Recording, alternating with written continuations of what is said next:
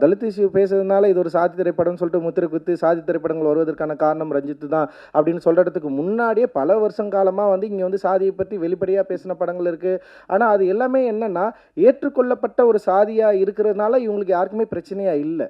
இங்கே திடீர்னு வந்து தலித் லைஃப்பை பற்றி பேசுகிறது தான் வந்து இவங்களுக்கு வந்து ஒரு சாதி படமாக மாறி இருக்கும். இவங்க வந்து காஸ்ட்டை பற்றி பேசலாம், நம்மலாம் ஒன்றா இருக்கிறோம், நம்மளாம் ஒன்றா பேசிகிட்டு இருக்கிறோம், ஒன்றா படுத்து தூங்குறோம், ஒன்றா வந்து சாமி கும்பிட்றோம், நமக்குள்ளே எந்த பிரச்சனையுமே இல்லை, இவன் தான் வந்து பேசி பேசி இந்த பிரச்சனை பண்ணுறான் அப்படின்னு ஒரு இடம் ஃபஸ்ட்டு திட்ட ஆரம்பித்தாங்க.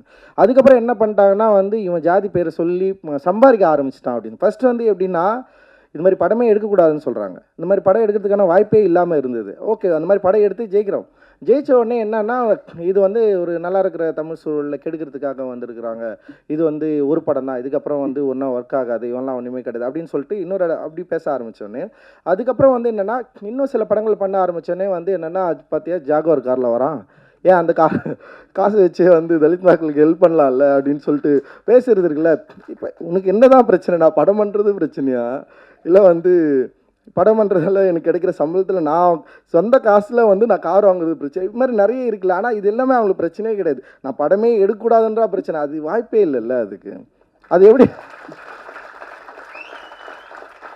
அது வாய்ப்பே இல்லை. இன்னைக்கு வந்து வினைக்கு எதிர்வினை உண்டு, நீ வினை செஞ்சுட்டு எதிர்வினையை அனுபவிச்சுக்கோ. அதை விட்டு எனக்கு வலிக்குது லைட்டாக குத்துன்னா எப்படி அதோட